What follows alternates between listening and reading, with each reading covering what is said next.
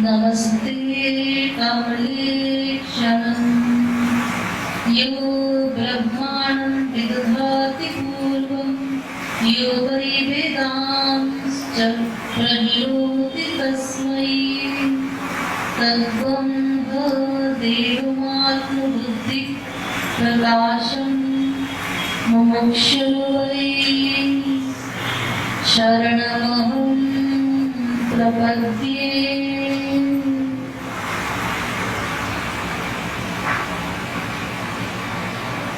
श्री कृष्ण तत्व जिज्ञासु प्रेम रस पिपासु महानुभाव दैनिक नियमानुसार कुछ देर हरि नाम संकीर्तन कर लीजिए। तत्पश्चात प्रवचन प्रारंभ किया जाएगा।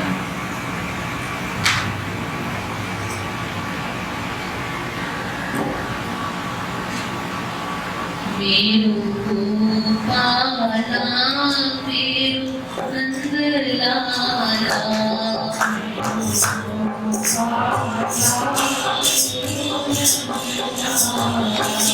मेरू गोपाला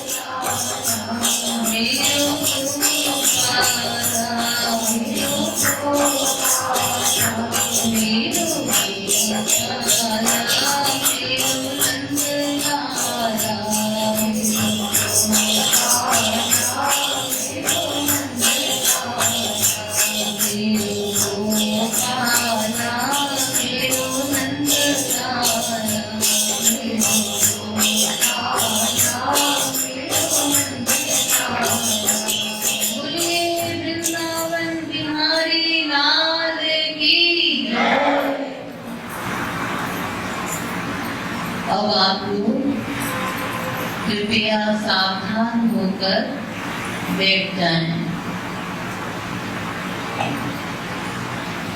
किसी के पास मोबाइल फोन हो तो स्विच ऑफ कर दें, और छोटे बच्चों को जो लेके आए हैं वो अपने नियंत्रण में ही बच्चों को रखेंगे। यहाँ वहाँ खेलने के लिए या घूमने के लिए नहीं भेजेंगे।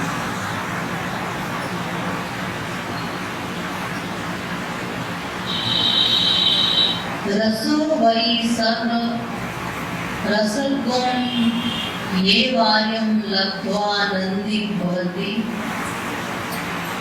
इस वेद मंत्र की व्याख्या करते हुए आप लोगों को बताया गया कि संसार में प्रत्येक जीव मनुष्य नहीं बन सकता। मनुष्य देहधारी विशेष स्थान रखता है। अन्य 84 लाख प्रकार के जो शरीर वाले हैं, ये भोग योनि वाले जीव हैं।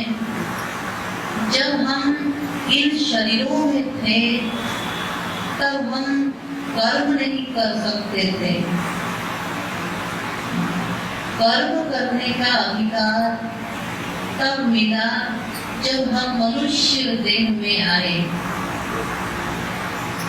यह मनुष्य देह ज्ञान प्रधान है और पुरुषार्थ युक्त है।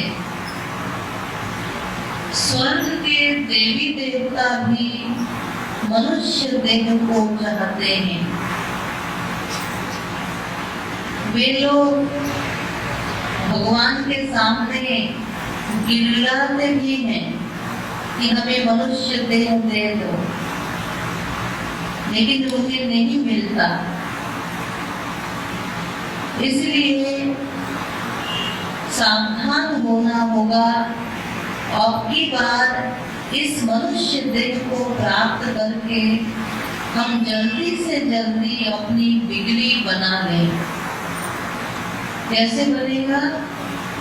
भगवान को जानकर। भगवान को जानना होगा। कल बताया गया कि वो भगवान क्या है। भगवान का दूसरा नाम आनंद बताया गया। हम सभी आनंद के ही अंश हैं और आनंद भगवान है। इसलिए प्रत्येक अंश अपने अंशी को ही प्राप्त करना चाहता है। इसलिए प्रत्येक जीव आस्तिक है। कोई भी जीव नास्तिक नहीं हो सकता। हम सदा से आस्तिक हैं, प्रतिक्षण आस्तिक हैं।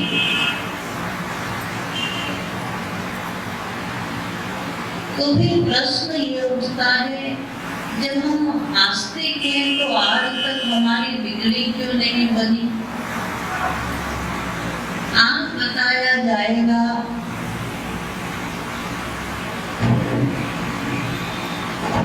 कि प्रत्येक जीव नास्तिक है।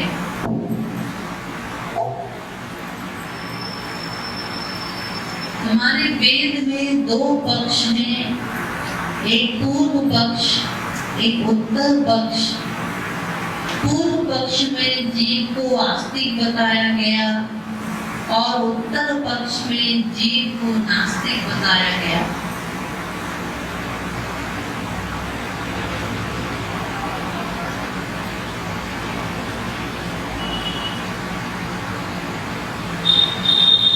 आप लोग घबराएंगे नहीं। नास्तिक सिद्ध करना है इसका मतलब ये नहीं है कि हम आस्तिक नहीं बन सकते।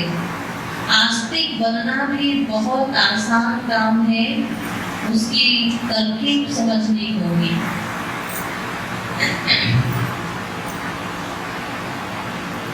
तो हम लोग भगवान को जानने आए हैं, भगवान को ही जानना है, क्योंकि भगवान को जान करके ही माया से मुक्ति मिलेगी, दुखों से छुटकारा मिलेगा। इसलिए भगवान को जानना है। कैसे जाने?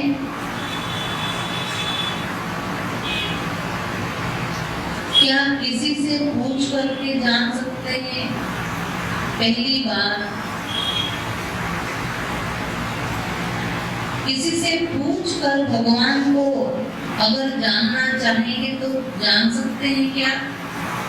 जी नहीं, क्योंकि जैसे हम मायाबद्ध ऐसे दूसरे लोग भी मायाबद्ध हैं, माया के अंडर में हैं।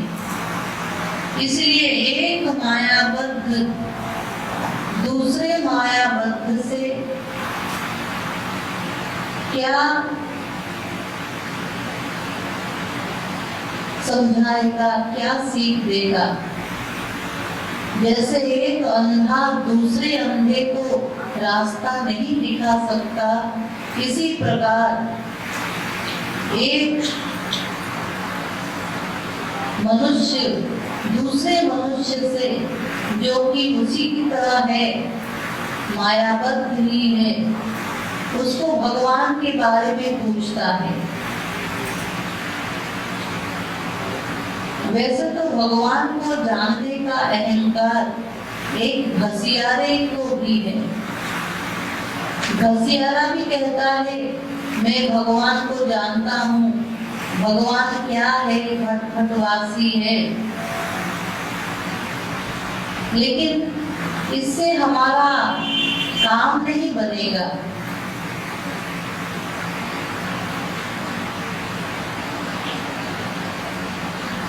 जिस प्रकार एक अंधा दूसरे अंधे को रास्ता नहीं दिखा सकता, ऐसे एक मनुष्य दूसरे मनुष्य को रास्ता नहीं दिखा सकता।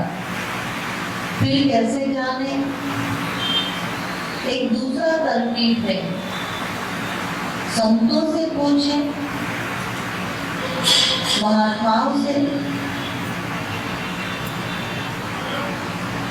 जी हाँ, महात्मा तो उसी को कहते हैं ना जो भगवान को जान लिया हो, जिसने भगवान को पा लिया हो।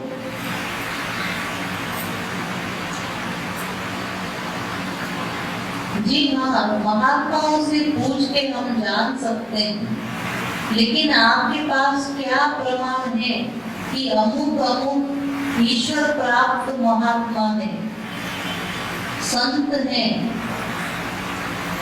ऐसे तो हजारों भीड़ है संतों की भी। आप कैसे पहचानेंगे कि अमुक अमुक ब्रह्मनिष्ठ महापुरुष है?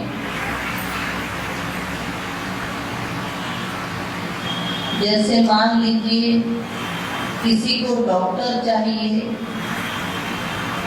तो डॉक्टर के पास बहुत बड़ा बोर्ड लगा रहता है, MBBS।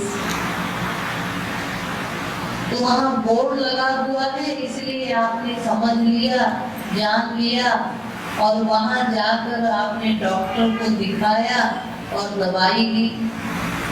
तो ऐसे ही महापुरुषों के माथे में कुछ लिखा हुआ है क्या कि अमुक अमुक सच्चा संत है? क्योंकि नकली संतों की भीड़ में सही संत को पहचानना असंभव है। केवल पीले कपड़े पहनने से या सफेद वस्त्र पहनने से या गेरुआ वस्त्र पहनने से ही महात्मा हो जाएंगे, ये कोई सही पैमाना नहीं है। नारी हुई घर संपत्ति नासी, मूड मुड़ाए भये सन्यासी। तो फिर संतों के द्वारा भी हम अभी नहीं जान सकते, पहले ये तो समझ ले कि सच्चा संत कहते किसको है, महापुरुष की पहचान क्या है, संत की परिभाषा क्या है, पहले ये समझ ले, फिर संत को पहचान पाएंगे। अच्छा, फिर कैसे जाने भगवान को? एक तीसरा रास्ता है, तीसरा रास्ता भी है। लोग कहते हैं जी हम ग्रंथ पढ़ के जान लेंगे, किसी से पूछने की क्या जरूरत। ये ग्रंथ है रामायण, गीता, भागवत, तो क्या ग्रंथ पढ़कर हम नहीं जान सकते?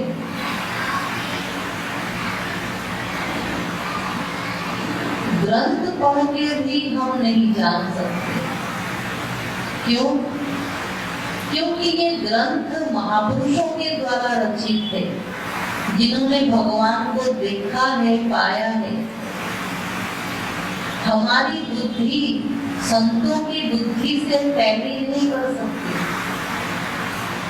यानी भागवत को आप तभी समझ सकते हैं जो आपकी बुद्धि वेदव्यास जी की बुद्धि से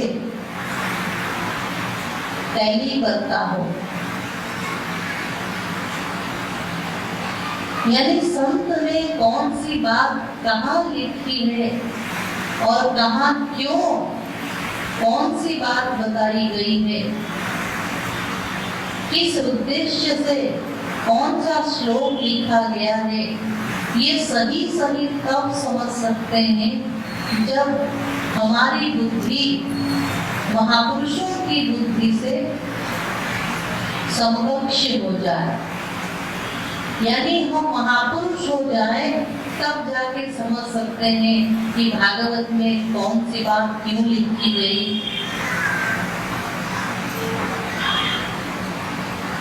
लोग तो गीता रट लेते हैं, रामायण रट लेते हैं और कहते हैं हमने तो सब पढ़ लिया, सब जान लिया। ये गीता और भागवत पढ़ना ऐसा ही है जैसे एक बार एक तोता पालक था। तोता पालक ने अपने तोते को रटा दिया, ए तोते तू जाल पर मत बैठना वरना जाल में फंस जाएगा, बहेलिया पकड़ लेगा। तोते ने याद कर लिया। तोता भी बोलता गया, ए तोते तू जाल पर मत बैठना वरना जाल में फंस जाएगा, बहेलिया पकड़ लेगा। ये से आवाज नहीं करता।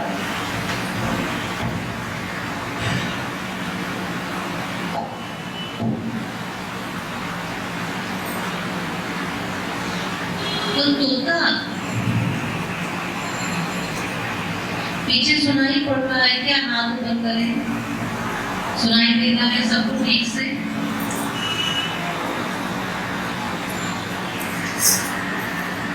तोता एक दिन पिंजरा छोड़ के उड़ गया और उड़ते उड़ते एक पेड़ पर बैठ गया। तो पेड़ पर बैठा बैठा बोलने लगा, ए तोते तू जाल पर मत बैठना, वरना जाल में फंस जाएगा, बहेलिया पकड़ लेगा। इतने में एक बहेलिया आया, उसने जाल फैलाया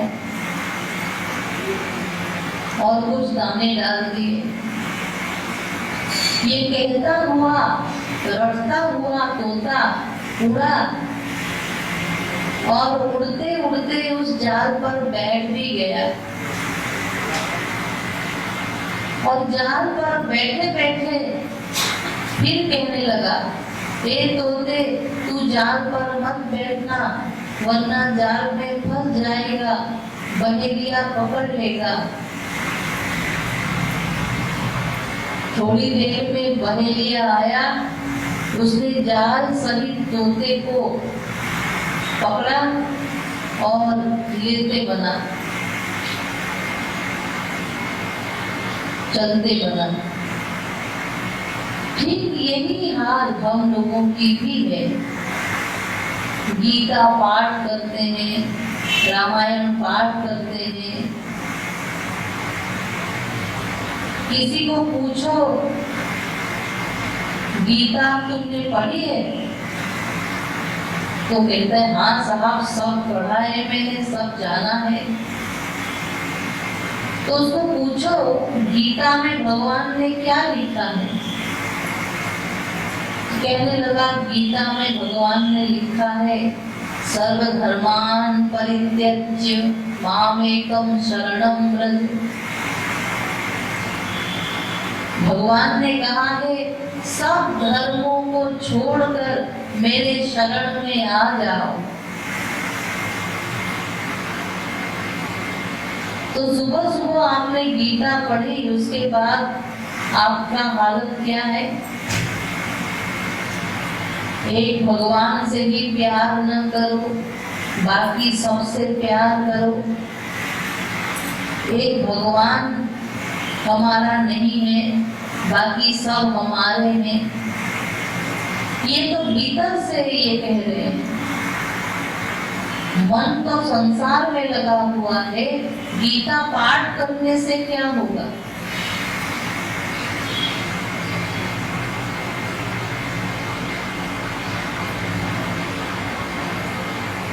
तो ये पाठ चल रहा है, पाठ करने से कुछ नहीं मिलेगा। संसार में आसक्ति है, इसलिए संसार ही मिलेगा, भगवान नहीं मिलेंगे। तो केवल ग्रंथ पढ़ने से कुछ नहीं होगा। तुलसीदास जी ने भी कहा है, श्रुति पुराण बहु कहे उपाई, छूटे न अधिक अधिक अरुझाई। कोई मनुष्य जितना ग्रंथों को पढ़ता है, उतना ही वो उलझ जाता है। तर्क वितर्क करके, बहस करके दिमाग और खराब कर लेता है।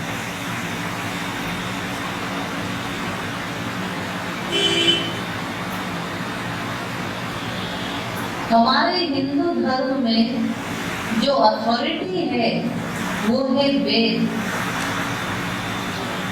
वेद को किसी ने लिखा नहीं है, भगवान के सहज स्वाद से प्रकट हुए हैं वेद। निश्वसित मत्स्य वेदाः,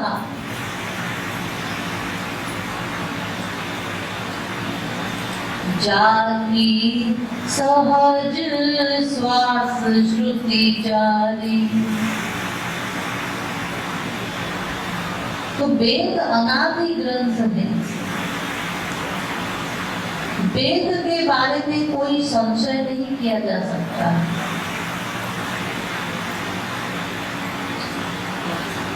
और ये जो रामायण, गीता आदि है, भागवत आदि है, ये सब भी वेद ही है। वेद में जो कुछ लिखा गया है वही सब रामायण भागवत गीता में लिखा गया है। भगवान श्री कृष्ण कहते हैं गीता में, सर्वोपनिषदो गावो दुग्धा गोपाल नंदनम। यानी ये जो गीता है ये उपनिषदों का सार है, वेदों का सार है गीता। इसलिए गीता हम लोग पढ़ते हैं, घर घर में गीता की पूजा की जाती है। वेदों का सार है गीता। रामायण में भी तुलसीदास जी ने कहा, नाना पुराण निगमागम सम्मतम यत् रामायणे निगदितम।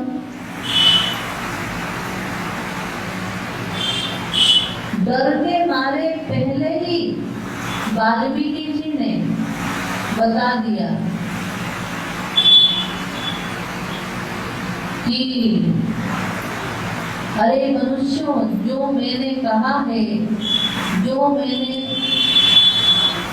बताया है इस रामायण में, वो निगमागम सम्मत है। निगमागम माने वेद सम्मत है।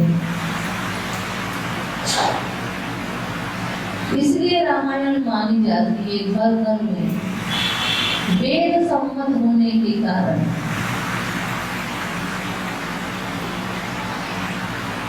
वैसे 3 प्रकार के ग्रंथ होते हैं, कृत ग्रंथ, स्मृत ग्रंथ, विनिर्गत ग्रंथ। कृत ग्रंथ माने जो मनुष्यों के द्वारा बनाया गया हो। रामायण पर हजारों टीकाएं प्रतिवर्ष लिखी जाती है, भाष्य लिखा जाता है। तो ये सब अमान्य है, अनित्य है, गलत है। क्यों? क्योंकि मायाधीन अवस्था में अगर कोई ग्रंथ लिखता है तो पढ़ना नहीं चाहिए। सब अटकल बच्चों हिसाब है। कोई अपने कॉमन सेंस से लिखता है या आइडिया से लिखता है। हर साल टीकाएं लिखी जा रही है ग्रंथों पर, रामायण पर, गीता पर, भागवत पर। तो ये सब नहीं पढ़ना चाहिए हम लोगों को।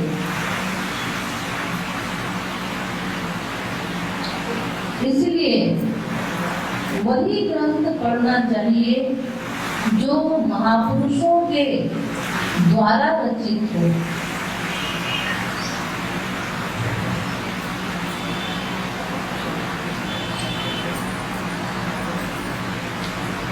संत लोग जो लिखते हैं वो प्रमाण सम्मत लिखते हैं। दूसरा है स्मृत ग्रंथ। स्मृत ग्रंथ माने महापुरुष लोग अनुभव होने के बाद या भगवत साक्षात्कार के बाद ग्रंथ लिखते हैं। तो ऐसे ग्रंथों को हमें पढ़ना चाहिए।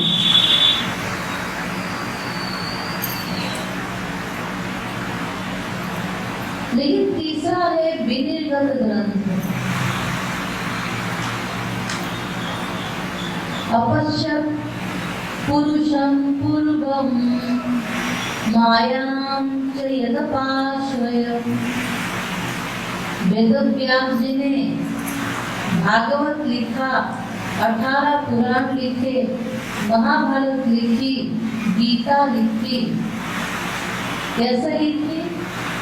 पहले भगवान का साक्षात्कार किया, भगवान का दर्शन किया, माया का भी दर्शन किया, सब जाके उन्होंने ये सब ग्रंथ लिखे। लेकिन इन सब ग्रंथों को भी हम समझ नहीं सकते बिना महापुरुष बने।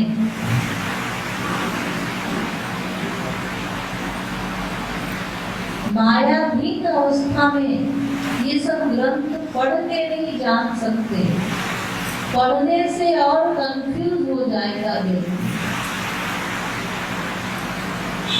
तीसरा है विधिगत ग्रंथ। ये क्या है? वेद।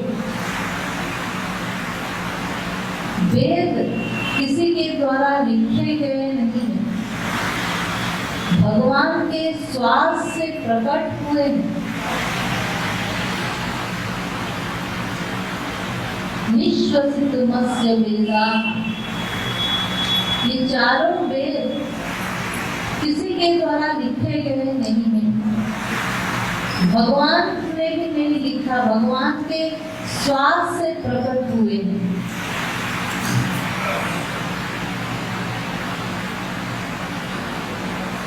लेकिन वेदों को भी हम बिना गुरु के नहीं समझ सकते। गुरु के द्वारा आचार्यवान पुरुषो ही वेद, कोई महापुरुष ही हमें बता सकता है कि वेदों में कौन सी बात कहाँ क्यों लिखी गई है। तो चलिए वेदों से डायरेक्ट समझे, यहाँ वहाँ हम ग्रंथों के चक्कर में क्यों पड़े। वेद साक्षात भगवान के ही स्वरूप है। वेदो नारायणो साक्षात। चलिए डायरेक्ट वेद से ही पूछते हैं कि भगवान के बारे में हमें वो बताए। भगवान कौन है, कहाँ रहता है, क्या करता है, क्या हम उससे मिल सकते हैं, कैसे जाने भगवान को।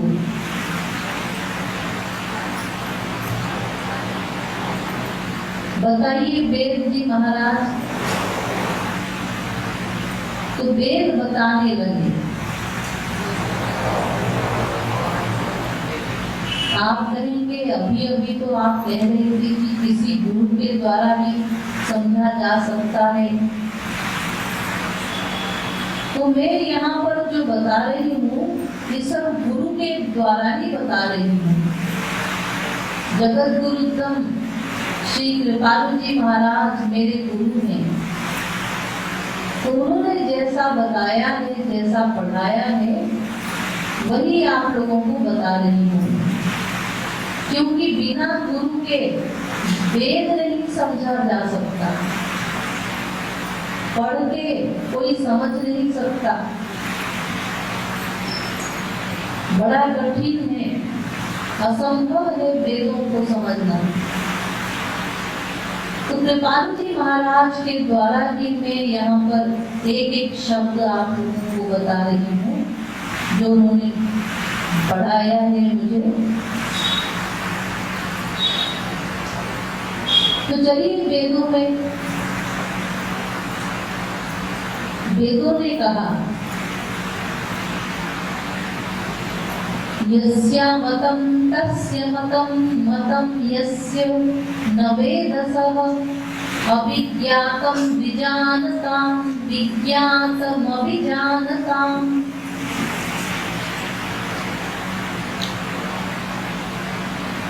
हे मनुष्यों, तुम भगवान को जानना चाहते हो?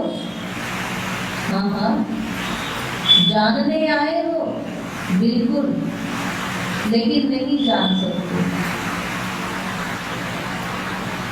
जो व्यक्ति सोचता है कि मैं भगवान को जान सकता हूँ, वो व्यक्ति सबसे बड़ा अनजान है।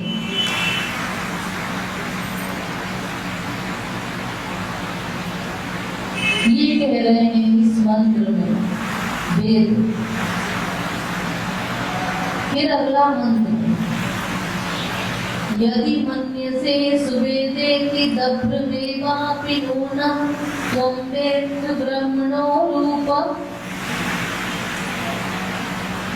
अगर कोई समझता है कि मैं भगवान को समझ सकता हूँ, वो सबसे बड़ा नासमझ है।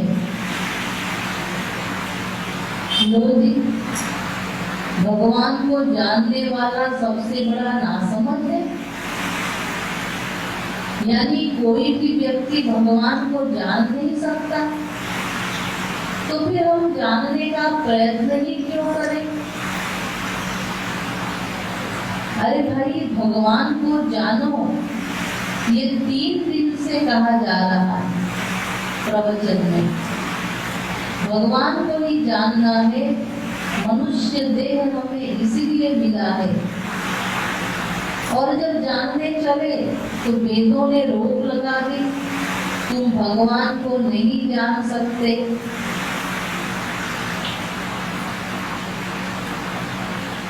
जाने बिनु न हुई प्रतीति, बिनु प्रतीति न होई प्रीति।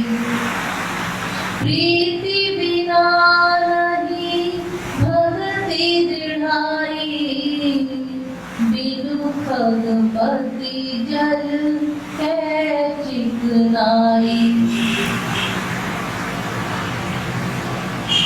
तुलसीदास जी कह रहे हैं कि सबसे पहला काम है जानना, फिर मानना, फिर प्यार,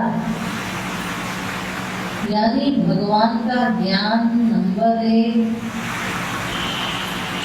फिर भगवान में विश्वास नंबर 2, फिर भगवान की प्राप्ति, फिर भगवान में प्रेम, फिर भगवान की प्राप्ति। ये क्रम है।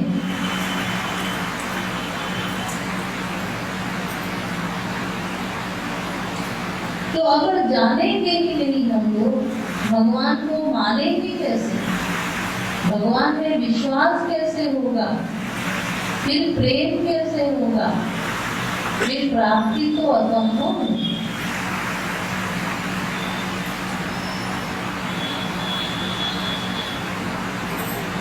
अस्तित्वोपलब्धस्य तत्त्वभावं न चो भयो, अस्तित्वोपलब्धस्य तत्त्वभावः प्रसीदति।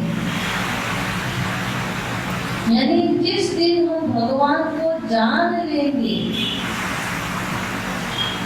जानते ही हमें भगवत प्राप्ति हो जाएगी, ईश्वर प्राप्ति हो जाएगी।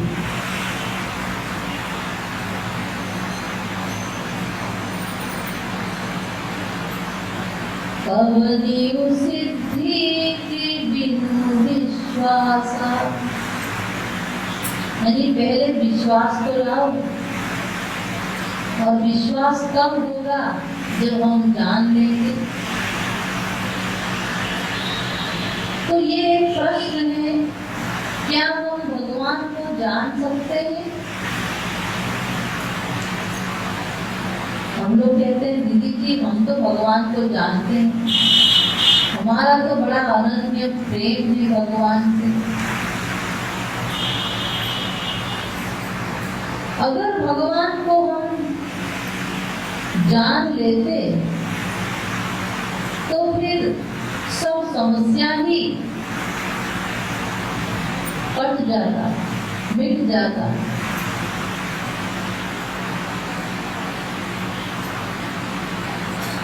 लोग कहते हैं भगवान से तो बड़ा प्यार करते हैं हम। जो मोही राम लागते मीठे, जो मोही राम लागते तो षट रस पद रस नव रस रसी वे जाते सब फीके। अगर भगवान प्यारा होता, हमें प्रिय होता, तो संसार की सभी वस्तुएं हमारे लिए तुच्छ हो जाती। संसार, घर बार, मकान, दुकान, बाल बच्चे, स्त्री पति, भाई बहन, भोजन सामग्री, टीवी, रसगुल्ला, सब तुच्छ हो जाते अगर भगवान हमें प्रिय होता।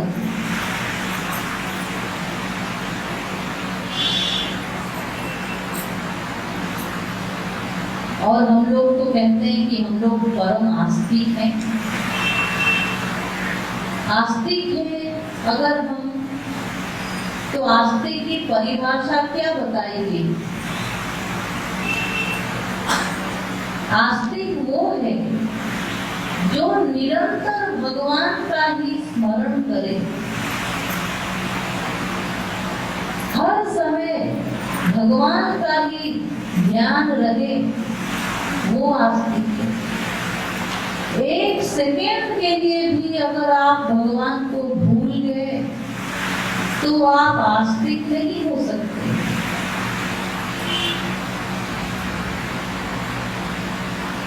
अस्ति परलोक इत्येवं दृढ़ मतिर्यस्य स आस्तिकः। यानी जिसको ये भान है कि भगवान सर्वव्यापी है, सब जगह रहता है और मेरे अंदर भी बैठा है भगवान, सर्वत्र रहता है भगवान, निरंतर हमें देख रहा है भगवान, जिसको ये ध्यान रहे 24 घंटा, एक सेकेंड को भी कोई भूले ना भगवान, वो आस्तिक है।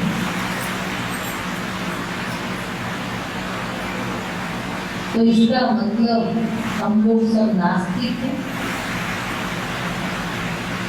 क्योंकि हमें तो संसार ही याद रहता है।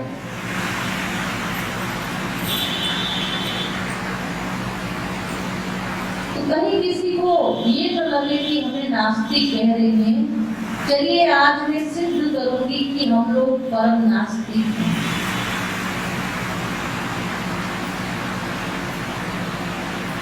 कुछ एग्जाम्पल दूंगी मैं।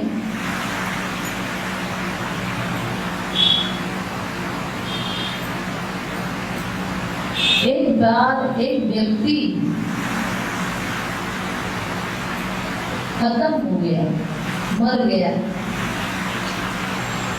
एग्जाम्पल दे रही हूँ। तो जब वो मर गया, उसके लाश को लेके कुछ लोग चले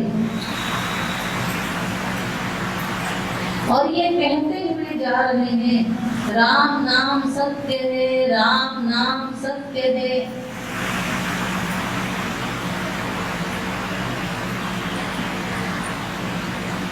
कुछ देर से पता चला कि वो लड़का मरा नहीं है।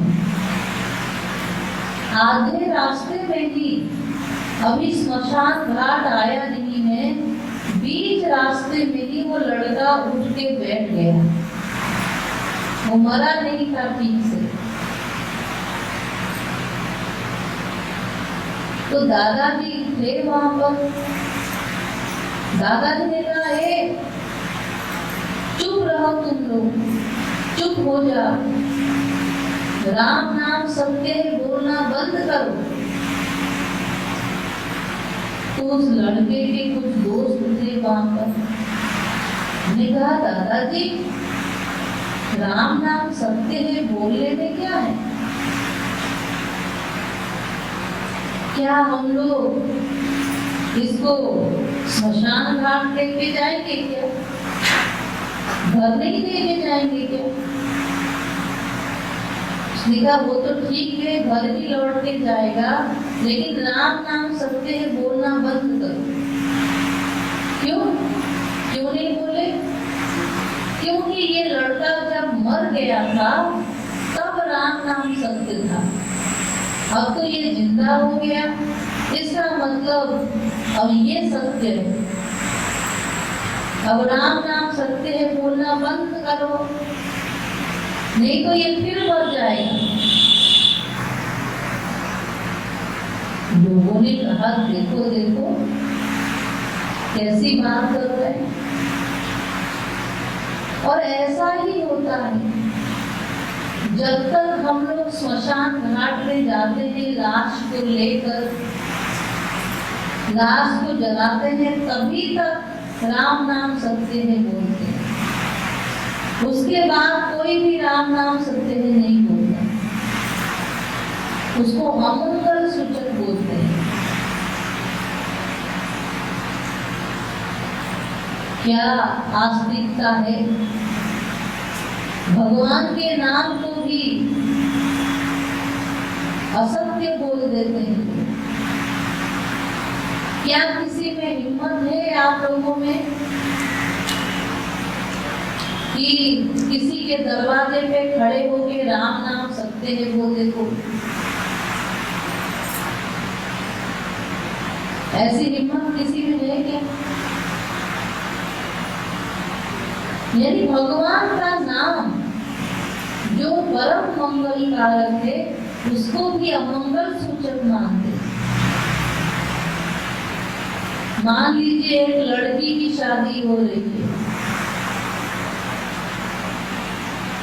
बारात जा रहा, कुछ देर में लड़की की डोली उठने की वाली है, तो जैसे ही लड़की की डोली उठती है वहां एक महात्मा जी पहुंच गए 4-6 चेलों के साथ और कहने लगे राम नाम सत्य है। तो देखिए बिना पीटे न वहां से महात्मा जी जाएंगे न उनके चेले जाएंगे। अरे ये क्या कर रहे हो?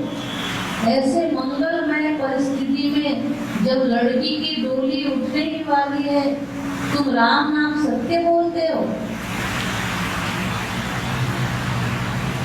कहा क्यों जी? महात्मा जी ने कहा ये राम नाम सत्य है तो भगवान के लोग ले जाते हैं ये नाम, और ये लड़की तो जा रही है संसार के दलदल में फंसने के लिए जा रही है।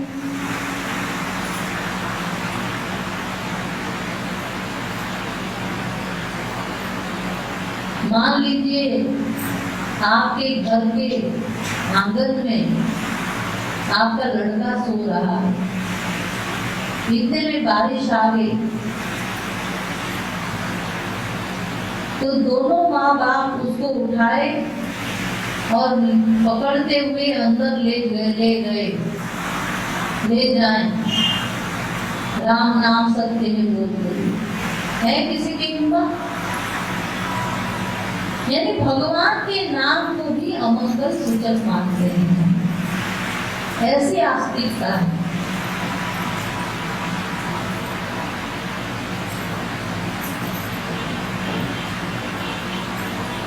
मंदिर जाते हैं हम लोग, तो मंदिर कैसे जाते हैं? मैं एग्जाम्पल दे रही हूँ।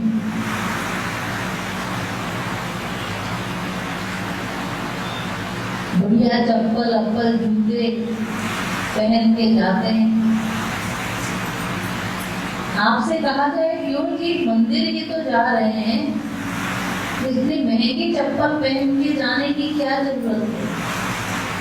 और आपको पता भी है कि मंदिरों में चोरी भी होती है। या तो ऐसे फटे चप्पल पहन के जाओ कि जिसके चोरी होने पर तुमको दुख ना हो। नहीं जी, क्या बात करती है आप?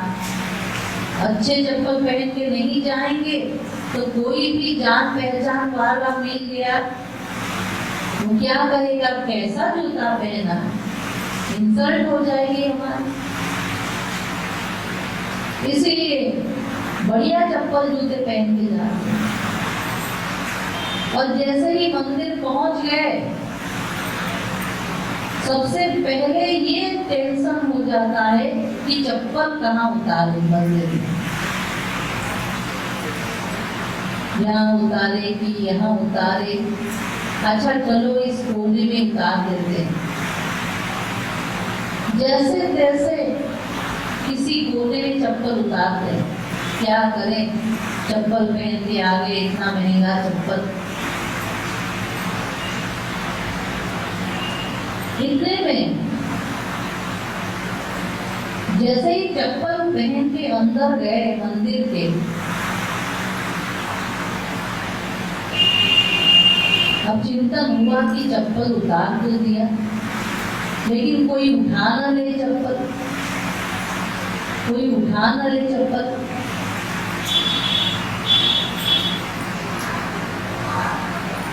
भोलेनाथ जी के सामने पहुंच गए। जैसे ही भोलेनाथ जी के सामने पहुंचे, फिर चिंतन हुआ कि चप्पल उतार तो दिया, अब क्या करें। ठीक है, जल्दी से जल्दी श्लोक बोलते हैं, फिर भागते हैं चप्पल के पास। निरंतर चप्पल का ही चिंतन हो रहा है मंदिर में। ऐसे मंदिर जाते हैं लोग, संसार का चिंतन करते हैं। और फिर वहां पर भोलेनाथ जी के सामने पहुंच के श्लोक बोलते हैं। कैसे श्लोक बोलते हैं, हाथ जोड़ते हैं। त्वमेव माता, चप्पल की ओर देख लिया। च पिता त्वमेव, यानी मेरी चप्पल, तुम ही मेरी माँ हो, तुम ही मेरे बाप हो। यही तो मतलब है। निरंतर श्लोक बोल रहे हैं और आप चप्पल का ध्यान कर रहे हैं, इसका मतलब चप्पल को माँ बाप मान रहे हैं।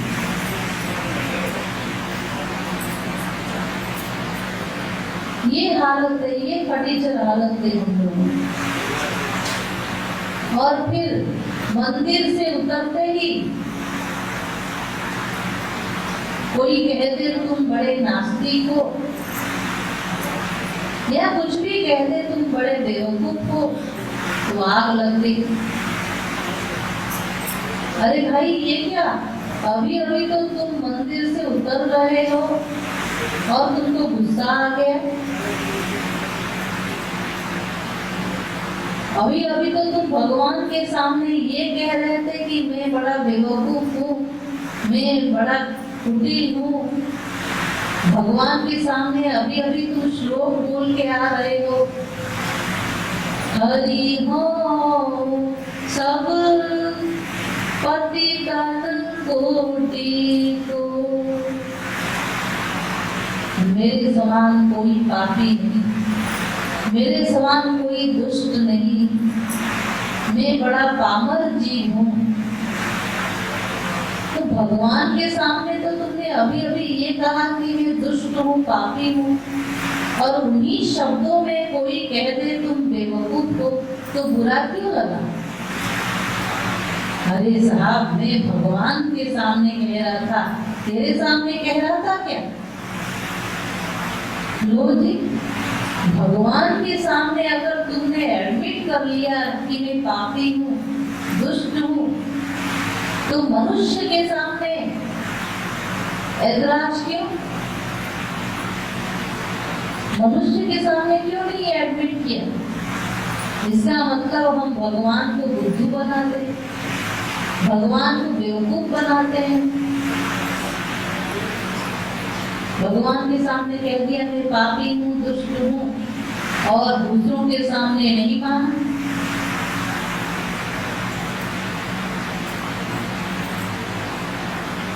इतने बड़े पंडाल में हम लोग बैठे हैं, मान लो किसी का 100 रुपया का नोट गिर जाए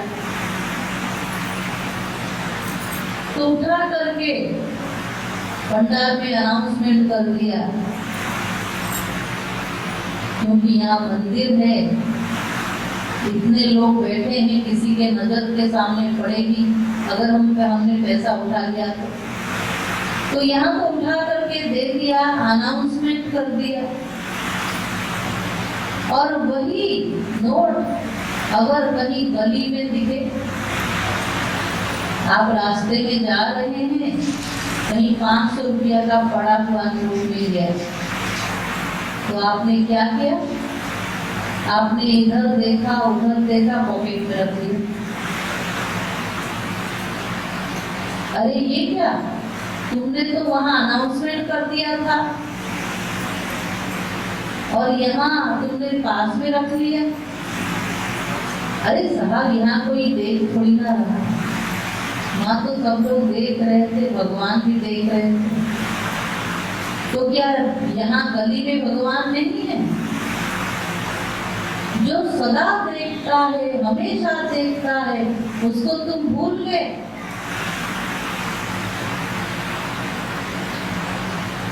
मंदिर में बच्चों को सिखाते हैं हम लोग, अरे बेटा चुपचाप बैठे रहो, ये मंदिर है। बच्चों को सिखाते हैं मंदिर में कि यहाँ भगवान रहता है, यहाँ शैतानी नहीं करते बेटे।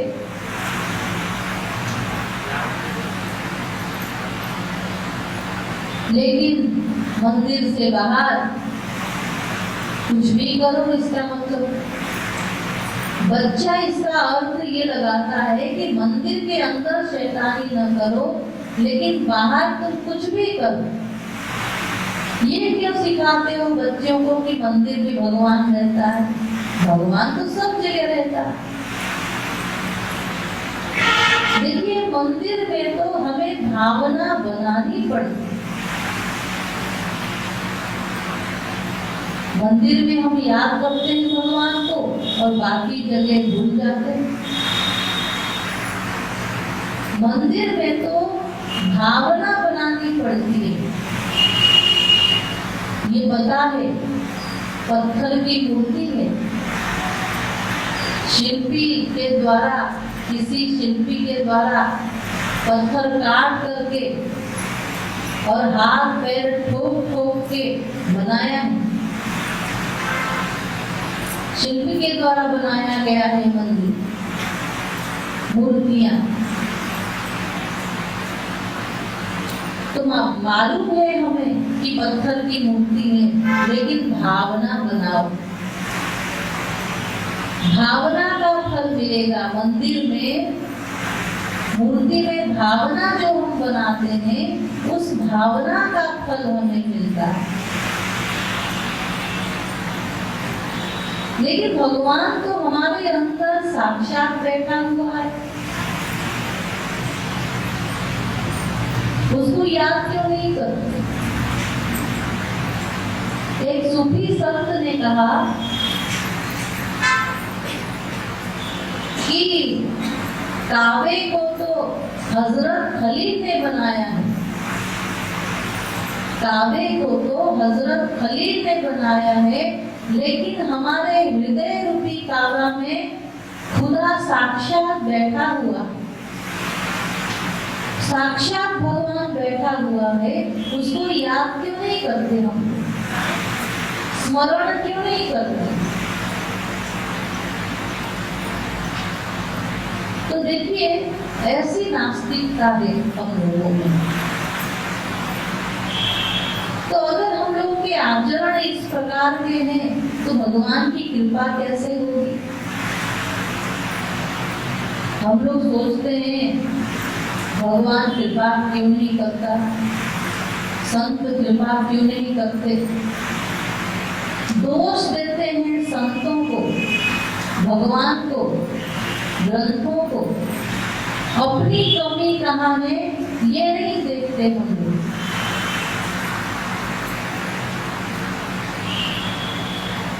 थोड़ी देर कीर्तन करेंगे, फिर आगे बढ़ेंगे।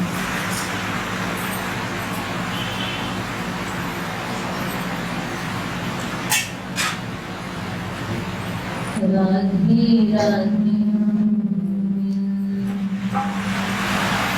राधे राधे गोविंद गोविंद राधे राधे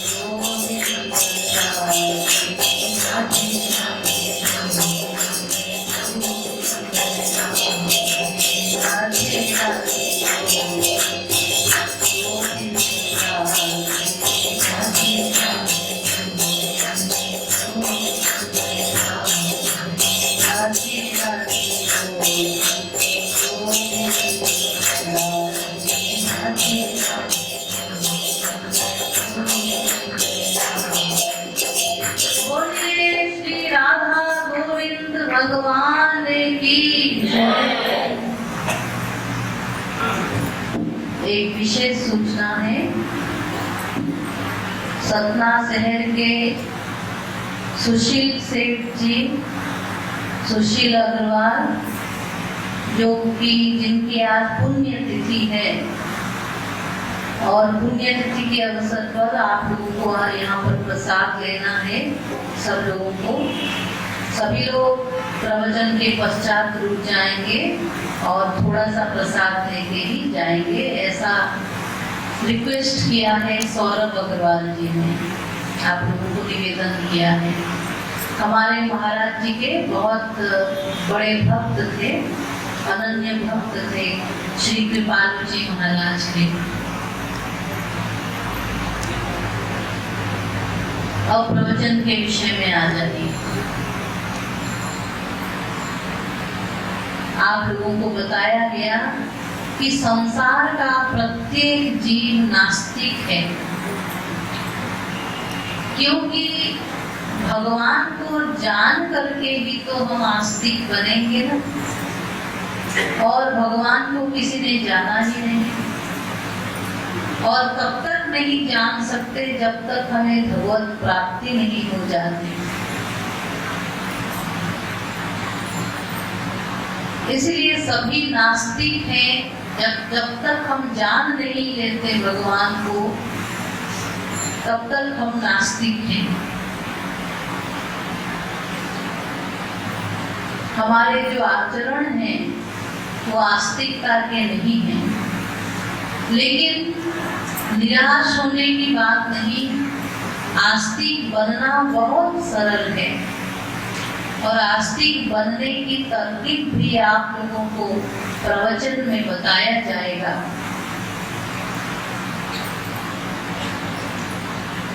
इंद्रियेभ्यः पराह्यर्थाः अर्थेभ्यश्च परं मनः, मनसस्तु परा बुद्धिः, बुद्धेरात्मा महान् परः, महतः परमव्यक्तात् पुरुषः परः, पुरुषान् न परं किंचित्, सा काष्ठा सा परा गतिः। क्या मतलब इंद्रियों से परे मन, मन से परे बुद्धि, बुद्धि से परे आत्मा, आत्मा से परे माया, और माया से भी परे ईश्वर। यानी जिस भगवान को हमें जानना है, अरे जानने के लिए तो यहाँ आए नहीं, जिस भगवान को जानना है वो इंद्रिय मन बुद्धि से परे है। एक तरफ हमारे शास्त्र वेद कहते हैं कि तुम जानो, भगवान को जानो मनुष्य देह पाकर, और दूसरी ओर हमारे शास्त्र ये भी कहते हैं कि कोई जान नहीं सकता। अभी अभी वेदों ने ही बताया कि भगवान को जाना नहीं जा सकता, भगवान को समझा नहीं जा सकता। तो अगर जाना नहीं जा सकता, फिर हमारे शास्त्र वेद ये क्यों कहते हैं कि मनुष्य देह पाकर तुम भगवान को जानो?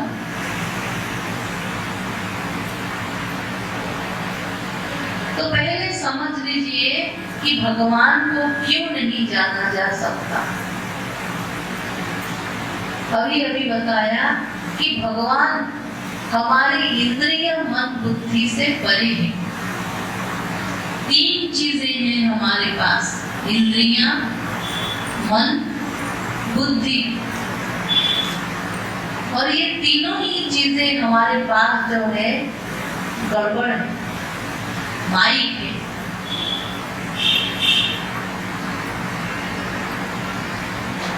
इसलिए बुद्धि से भगवान को जाना नहीं जा सकता। बुद्धि ही तो है हमारे पास जानने के लिए, और बुद्धि माइक है।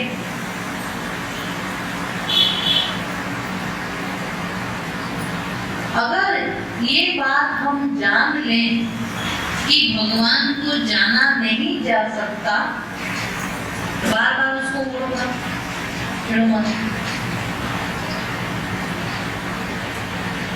अगर हम ये जान लें कि उसको जाना नहीं जा सकता, तो बड़ा फायदा हो जाए हमारा, अपराध बंद हो जाए। अगर हम समझ लें कि भगवान को जाना नहीं जा सकता, तो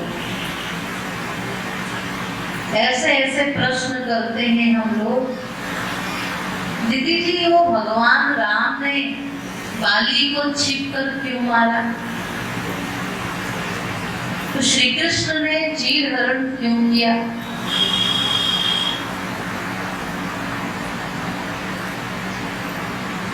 वस्त्र चोरी किया था, वो अमुक महात्मा ने, हनुमान जी ने ऐसा क्यों किया, तमाम राक्षसों को मारा।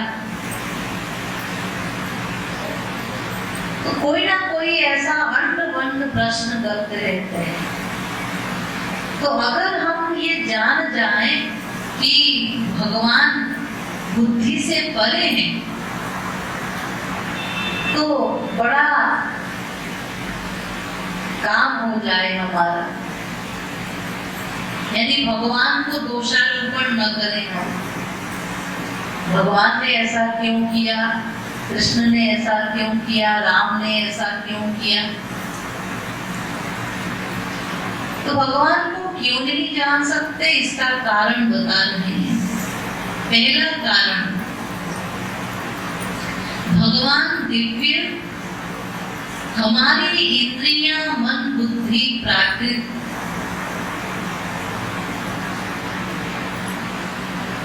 दिव्य माने डिवाइन, अलौकिक,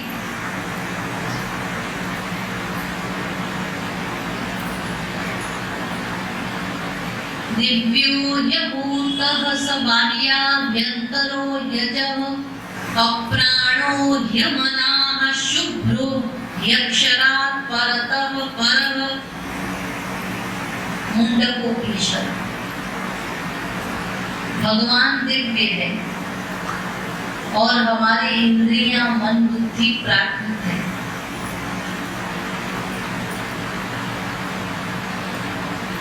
यदद्य मे त्वया दृष्टमिदं रूपमलौकिकं घनीभूतामल प्रेम सच्चिदानंद विग्रहम्। भगवान सच्चिदानंद स्वरूप है, उसको जाना नहीं जा सकता, देखा नहीं जा सकता, सुना नहीं जा सकता।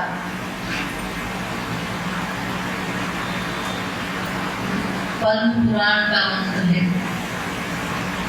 जन्म कर्म च मे दिव्यमेवं यो वेत्ति तत्त्वतः त्यक्त्वा देह पुनर्जन्म नैति मामेति सोऽर्जुन।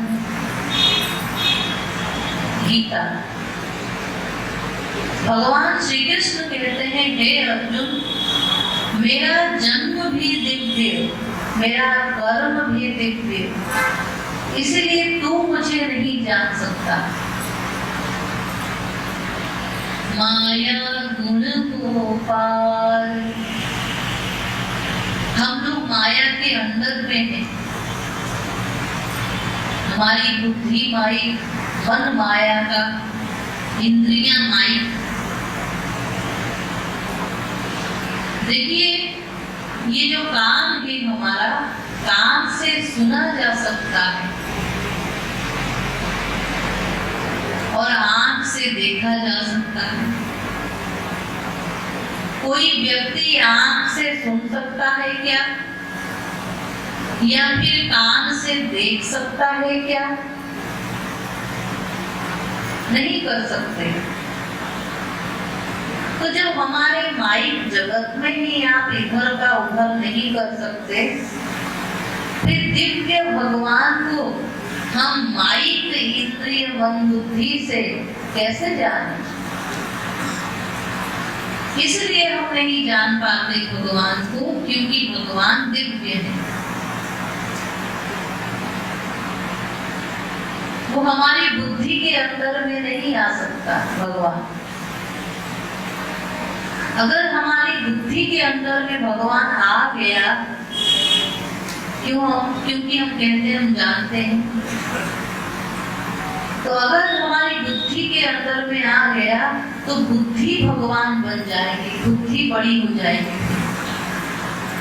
भगवान छोटा हो जाएगा, बुद्धि बड़ी कहलाएगी।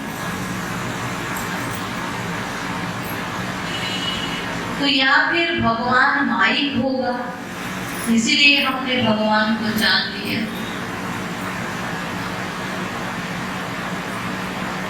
हमारी बुद्धि माइक है ना, तो अगर भगवान माइक होगा तभी हम उसको जान सकते हैं, लेकिन भगवान तो दिव्य है। या फिर हमारी बुद्धि दिव्य हो जाए तो भगवान को जान सकते हैं।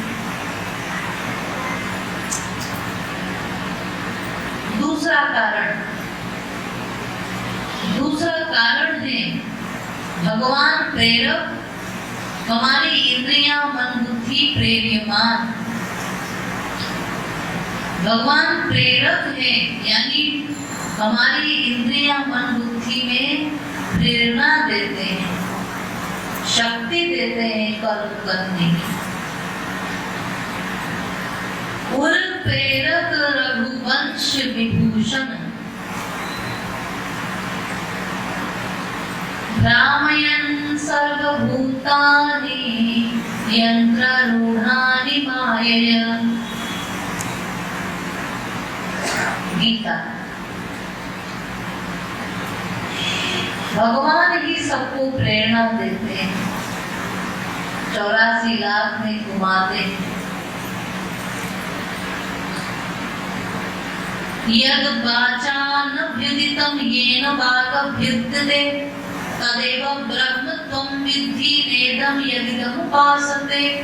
यत् श्रोत्रेण न शृणोति येन श्रोतो शृणीयते तदेव ब्रह्मत्वं विद्धि नेदं यदिदम् उपासते। यत् श्रोत्रेण न शृणोति यत् प्राणेन न प्राणिति येन प्राणः प्रणीयते तदेव ब्रह्मत्वं विद्धि नेदं यदिदम् उपासते।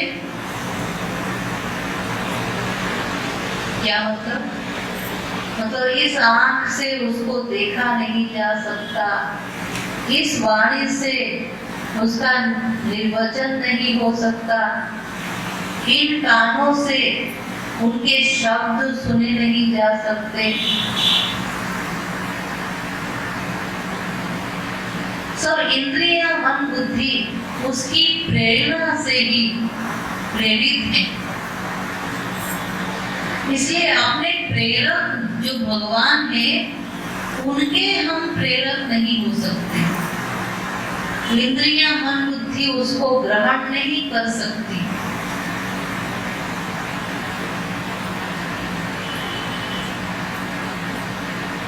अब नंबर 3, तीसरा कारण, भगवान प्रकाशक है, हमारी इंद्रियां मन बुद्धि प्रकाश्यमान है। प्रकाशक माने प्रकाशित करने वाला, जो सबको प्रकाशित कर रहा है। जगत प्रकाश प्रकाश करामो मायाधीश ज्ञान गुण धाम। जैसे ये लाइट है, तो ये लाइट हम लोगों को प्रकाशित करता है। मान लीजिए पावर ऑफ हो गया पावर हाउस से, तो सब अंधेरा अंधेरा हो जाए। सर्वत्र अंधकार में कुछ दिखाई नहीं पड़ेगा। तो जैसे ये लाइट हमें प्रकाशित कर रहा है, ऐसे ही भगवान भी हमारे इंद्रिय मन बुद्धि को प्रकाशित करते हैं, शक्ति देते हैं। उनकी शक्ति को पाके ये आंख देख रही है, ये कान सुन रहे हैं, नासिका सूंघ रही है, रसना रस ले रही है, त्वचा स्पर्श कर रही है, ये मन सोच रहा है, ये बुद्धि निश्चय कर रही है। सब उसकी शक्ति से, उसकी कृपा से। लेकिन कभी कभी मनुष्य को अहंकार हो जाता है, मैं करता, अपने आप को कर्ता मानने लगता है मनुष्य, माया के वशीभूत होने के कारण।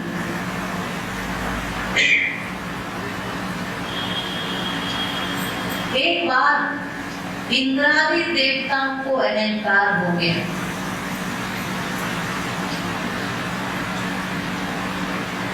युद्ध में भगवान की कृपा से विजय लाभ किया, लेकिन इंद्रादि देवताओं को ये अहंकार हो गया कि हम अपनी शक्ति से युद्ध में विजय प्राप्त की। तो भगवान ने कहा कि ये बड़े बड़े देवताओं को इतना अहंकार हो गया, इन लोगों को तो कैंसर हो गया, अब इनका इलाज तो करना होगा। तो भगवान आए एक यक्ष का रूप धारण करके। भगवान आकर स्वर्ग के ऊपर आकाश में स्थित हो गए।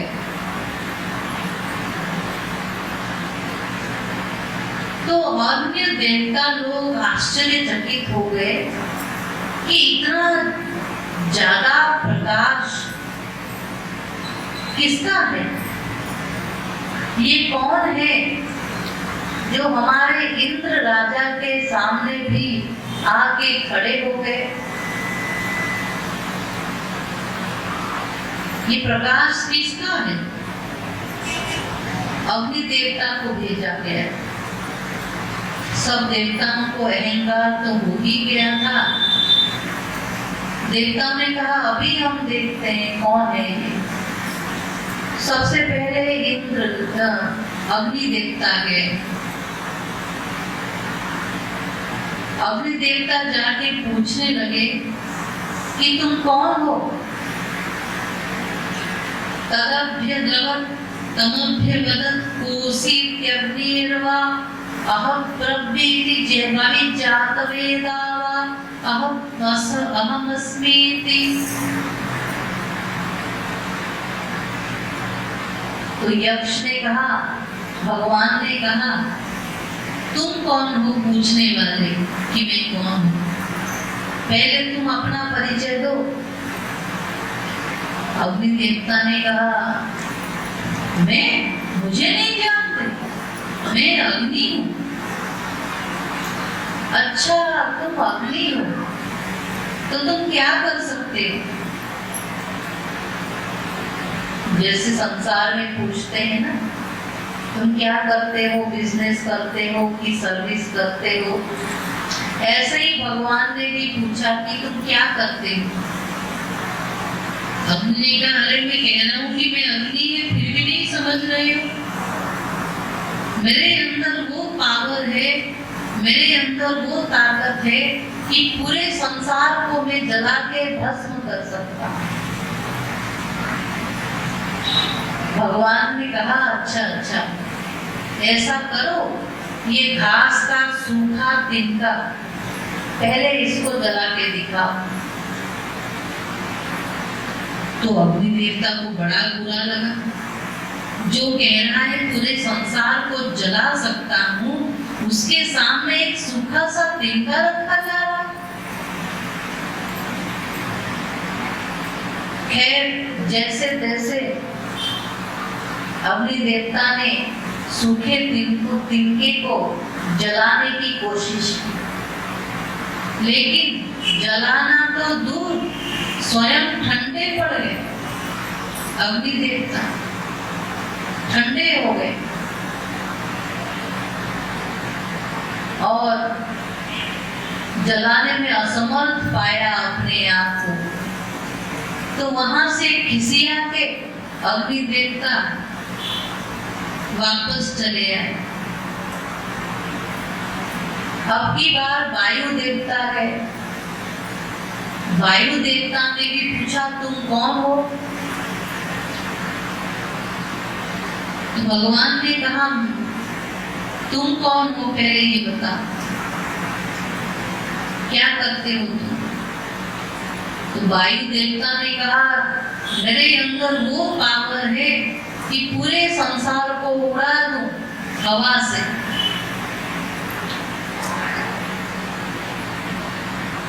भगवान ने कहा कि सूखा सा तिनका है, पहले इसको उड़ाओ।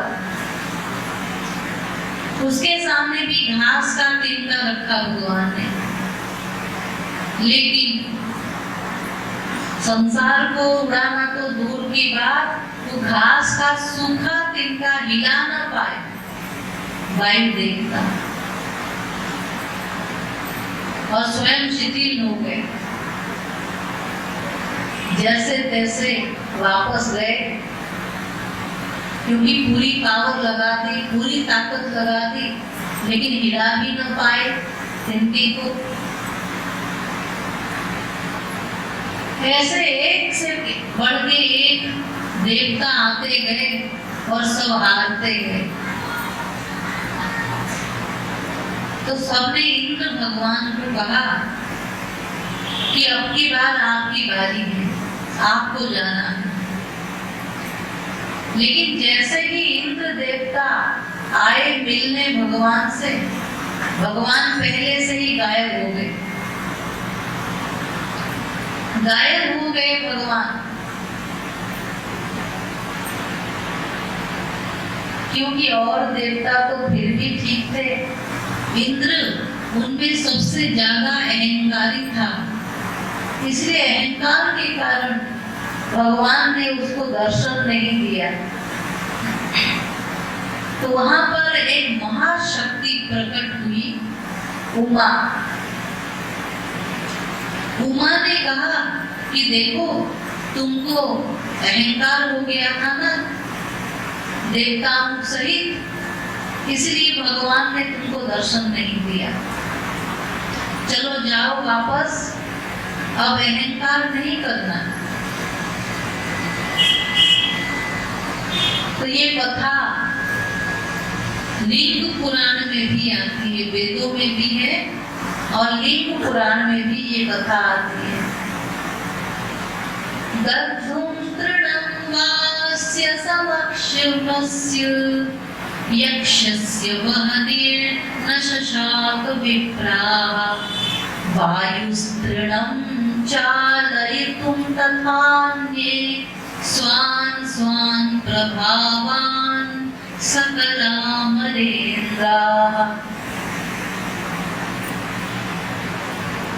तो भगवान प्रकाशक है और हमारी इंद्रियां मन बुद्धि प्रकाशमान है। नंबर 4,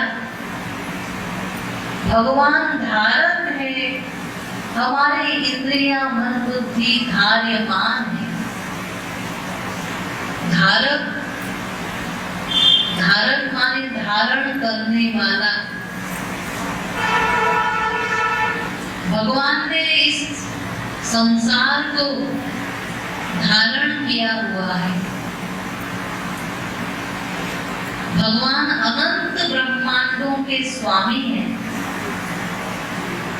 तो अनंत कोटि ब्रह्मांड को जिसने धारण किया हुआ है वो है भगवान।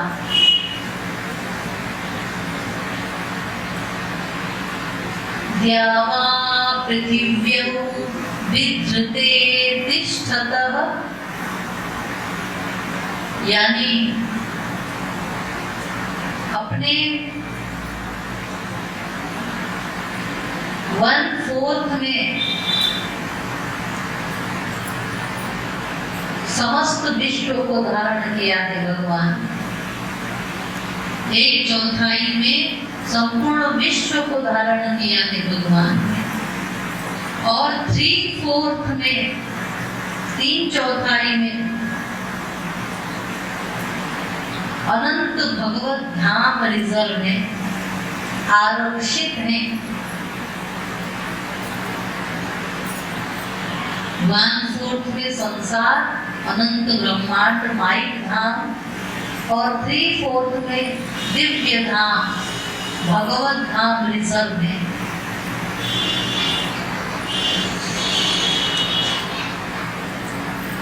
पादोस्य विश्वभूतानि त्रिपादस्य मृतं दिवि। तो भगवान धारक है, इसलिए भी हम लोग भगवान को नहीं जान सकते। हमारी इंद्रियां, मन, बुद्धि ये सब धार्यमान है भगवान के द्वारा।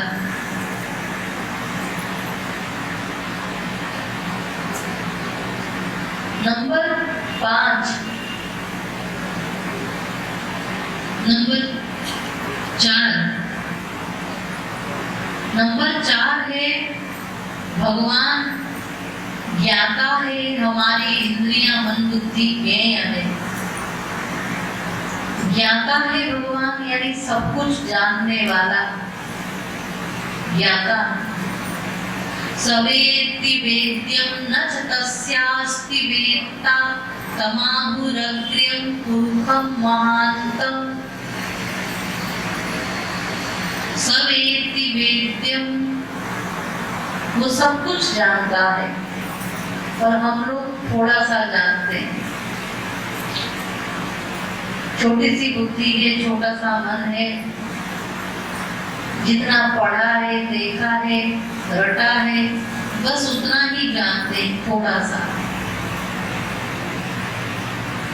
नंबर 5, भगवान सर्वज्ञ। सर्वज्ञ और हम लोग अल्पज्ञ। यह सर्वज्ञ ज्ञानमयं तपः ज्ञाज्ञौ द्वावजावेश दिशावजाह्येका। भगवान सर्वज्ञ है। विष्णु जो सुरहित नर तनुधारी, सो सर्वज्ञ यथा त्रिपुरारी। सुमिरत जाहि मिटई अज्ञाना, सो सर्वज्ञ राम भगवाना।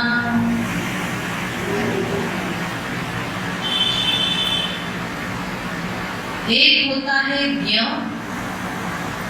और एक सर्वज्ञ। ज्ञ, सर्वज्ञ, अल्पज्ञ।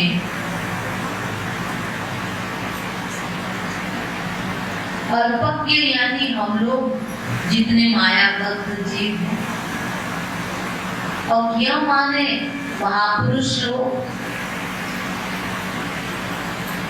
जिस अल्पज्ञ जीव ने भगवान को जान लिया है, वो ज्ञ हो जाता है।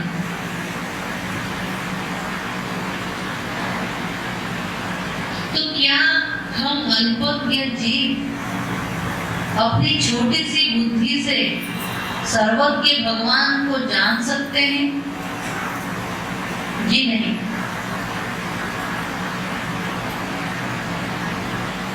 जैसे मान लीजिए एक गहरा झील में, गहरे झील को हम नापने चले और हमारे पास 2 फुटे का पैमाना है। तो 2 फुटे का पैमाना लेके उस झील में डाल दिया और कहने लगा, भाइयों बहनों देखो गहरे की झील की गहराई में नाप आया। तो जैसे तैसे उसमें डाल के निकाला और कहता है देखो गहराई इसकी 2 फुट है। इतने में दूसरा आया, उसके पास 4 फुट का पैमाना था, उसने भी डाल दिया और कहने लगा, देखो भाइयों जिसने कहा 2 फुट का पैमाना है उसने गलत कहा है, मैं सही हूं। झील की गहराई 4 फुट। तो ऐसे एक से बढ़ के एक पैमाने वाले आते जा रहे हैं और झील की गहराई नापते चले जा रहे हैं।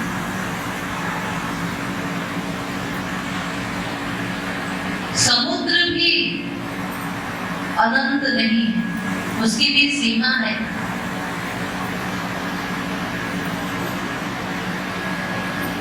लेकिन भगवान को कौन नाप सकता है जो अनंत है, असीम है।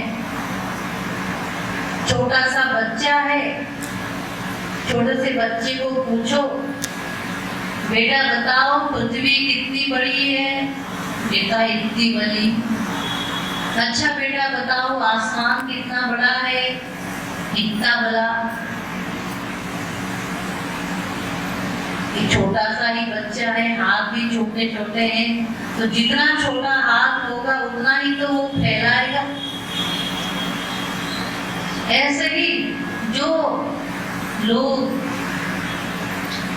बड़े बड़े बाबा लोग बताते हैं भगवान ऐसा है, भगवान ऐसा है, भगवान ऐसा है, इतना ही है भगवान। तो ये सब रट रट के बता रहे हैं। जितनी बड़ी बुद्धि है, जितना रट लिया है, जितना पढ़ लिया है, उतना ही बता सकते हैं। लेकिन भगवान तो असीम है, अनंत है, उसके बारे में कोई कैसे बताएगा। भगवान की सर्वज्ञता की एक एग्जाम्पल दें आप लोगों को।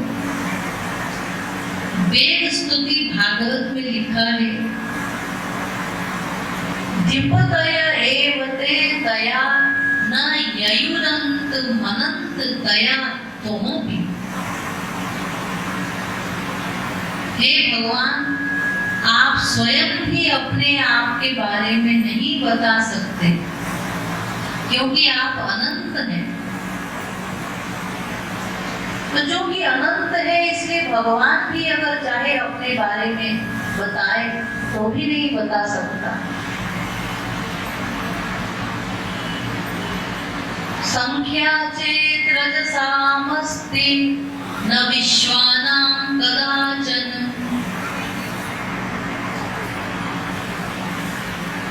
पृथ्वी के धूली कणों को भले ही कोई गिन ले, लेकिन ब्रह्मांडों की गिनती नहीं हो सकती। अनंत ब्रह्मांड है। ये जो संसार हम देख रहे हैं ये तो एक ही ब्रह्मांड है। ऐसे अनंत ब्रह्मांड है भगवान के राज्य में। तो ये श्लोक कह रहा है अनंत कोटि ब्रह्मांडों में प्रत्येक लोक हैं, प्रत्येक लोक के प्रत्येक देश में, प्रत्येक देश के प्रत्येक प्रांत में, प्रत्येक प्रांत के प्रत्येक जिले में, प्रत्येक जिले के प्रत्येक नगर में, प्रत्येक नगर के प्रत्येक ग्राम में, और प्रत्येक ग्राम के प्रत्येक पोखरे में रहने वाले प्रत्येक जीव का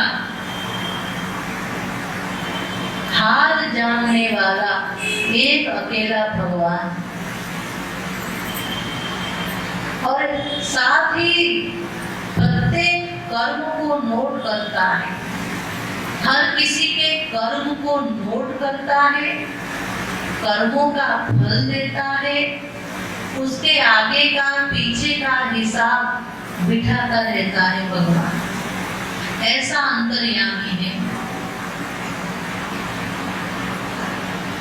तो क्या हम अल्पज्ञ जीव उस सर्वज्ञ भगवान को जान सकते हैं?